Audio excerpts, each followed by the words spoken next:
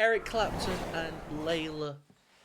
It's one of the biggest songs he ever wrote, and I'm pretty sure the majority of the population have heard the song, including me. I've checked the song out before.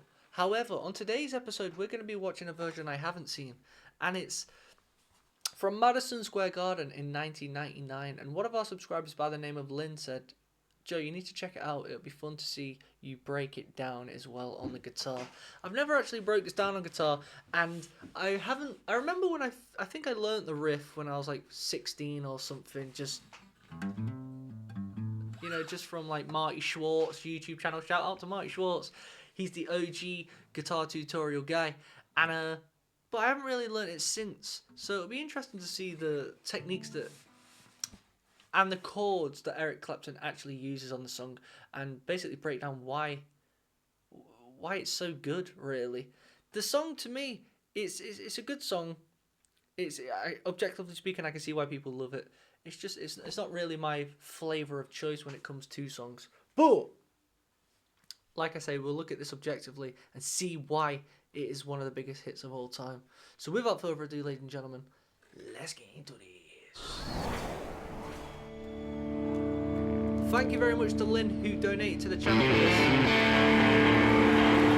You can't deny, though, even subjectively, it's one of the greatest riffs.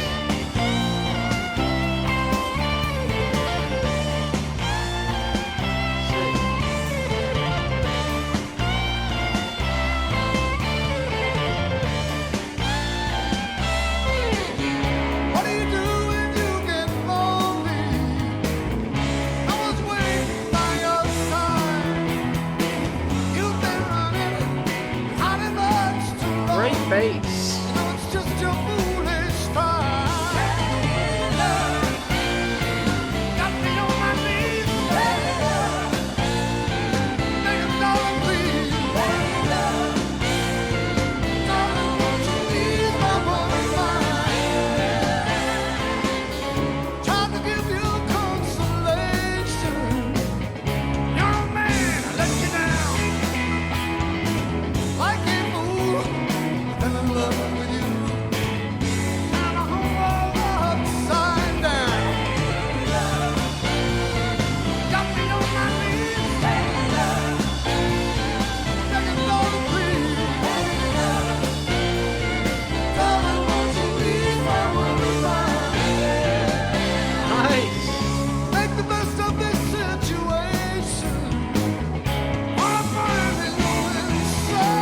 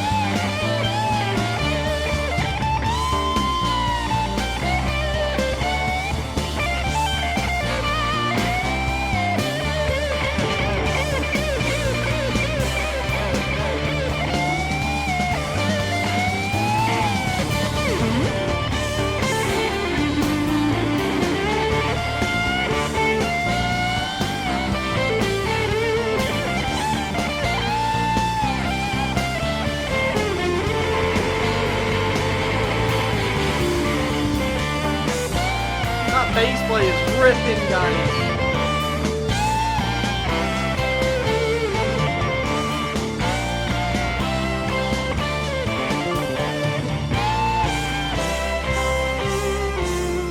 That guy. That bass is absolutely ripping, but you can hear. Oh, hold on. Oh, my ear got itchy. Right, that bass. It's better when you have your headphones on to hear it. But quickly, let's break something down why I think, obviously that chorus.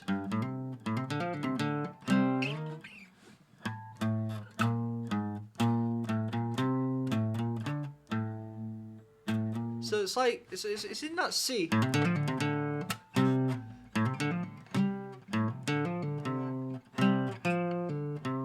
Oh no, it's in D. And then it goes.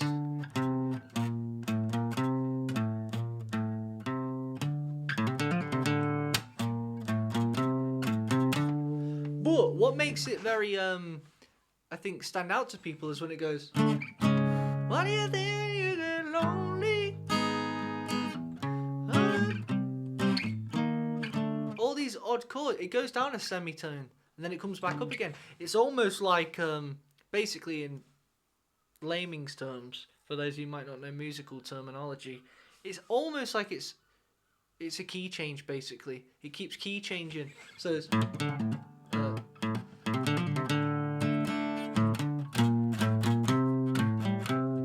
along that kind of lines.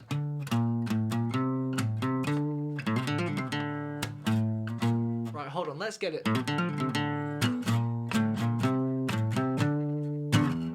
What do you do? You get lonely. That there, when it goes to the C sharp minor, and then it goes back up again to the D. Oh, it's D minor, so it goes from C minor. So that's the key of the song, and then it goes to. That sounds very odd, doesn't it, to your ears? It's in that key, then it goes to. Like, let's play those two chords together.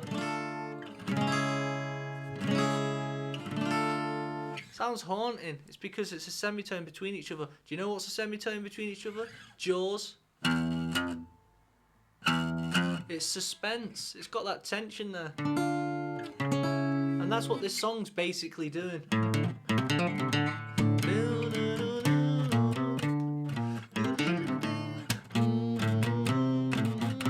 To that suspense. So instantly it's captivating on the ears, but when it goes into the chorus, you've got that bright catchiness again where everyone's singing Layla. Instantly you want to say Layla, and the riff is bringing you into this, a good old party time. But when it goes back into the verse, it's like, ooh, it's haunting. To me, it sounds. I know I use this word quite often, but I think a lot of songs. This is gonna sound crazy, but a lot of good songs. There's always something kind of ominous going on. This has got that ominous element of changing key. Like, it sounds, if you, like I say, play the chords, quite haunting. And a lot of songs always have a ominous note, which is usually the key of the song, playing the whole time, just in the background. It's kind of strange, but apparently that's what people like to hear, including me on the ears. Let's go. I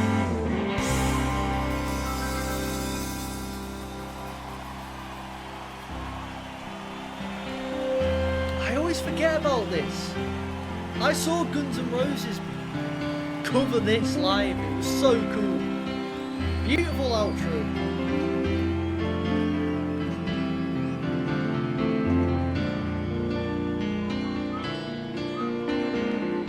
I love a good outro for a song.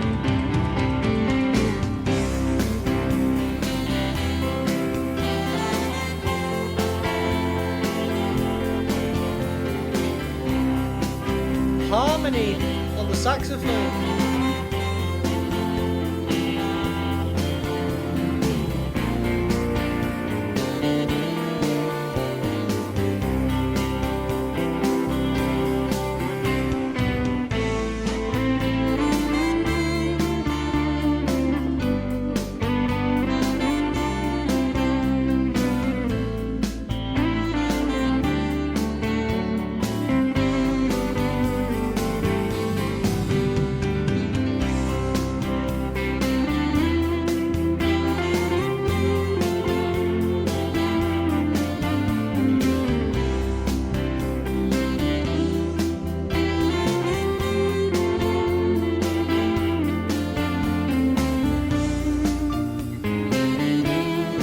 such musicians.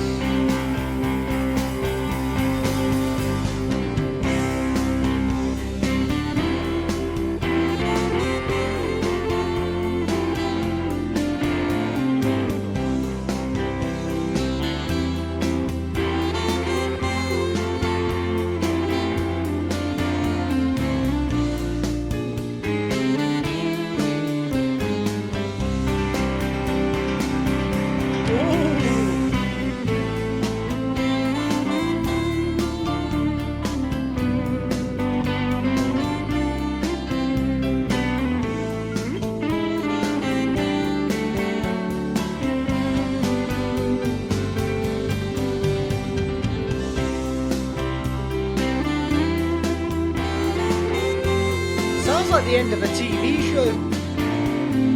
Coronation Street. Final ever episode of Coronation Street.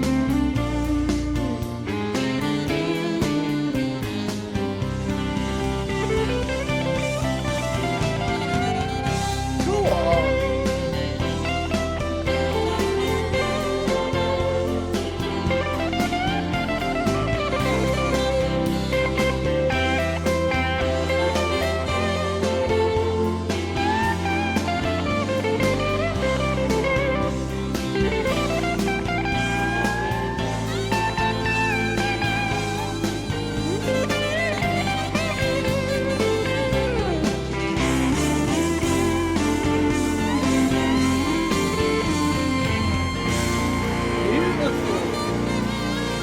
Very tasty.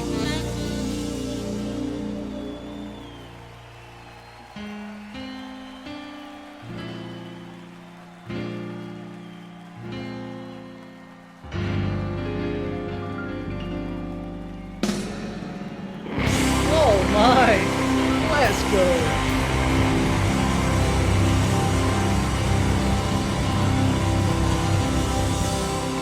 Wow! Wow. I love it when stuff like that happens. That's just what you call a great band, great connection. Everyone on that stage, it's not no medium musicians. They're serious masters of what they do. That was actually very good. That was a great performance actually. You know what? You know what I like about Eric Clapton, and again, it's one of them. Like I say, I've been living under a rock when it came to this kind of stuff, and I don't know much about Eric Clapton's songs per se, but I know a bit about him and where he came from in his career. Another thing I like about him, and I guess it comes into play, and I always mention Mark Knopfler because he's one of my favourite guitar players, but what him and Mark have in common is they're quite humble with their guitar playing.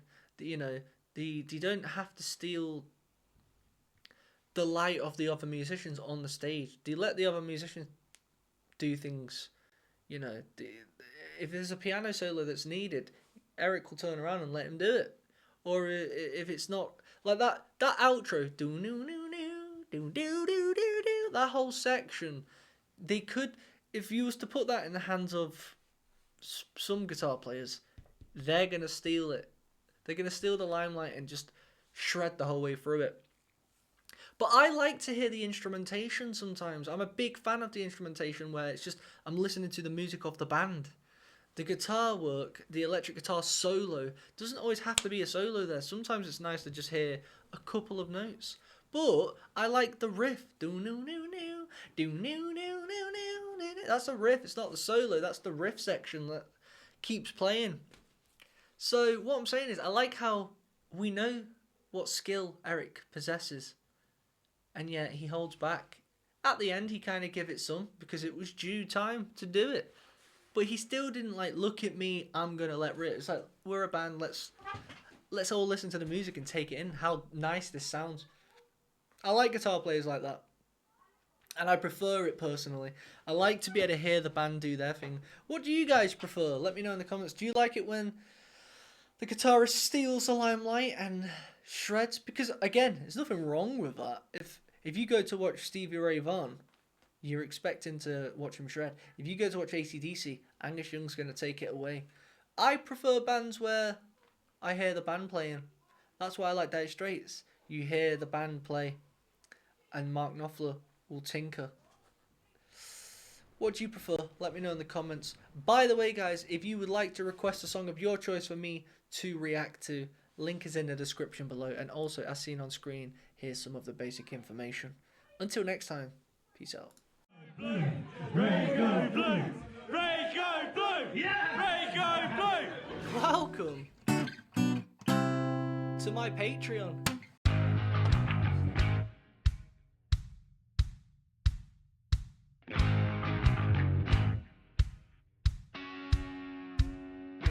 I thought today we'd react to let's do some exclusive stuff, you know what I mean, for you little legends only. I want you guys to tell me if this song sucks. If it does, it's gone forever. Joe's seen something he likes. Call it Me the old like it. squatting up bosh.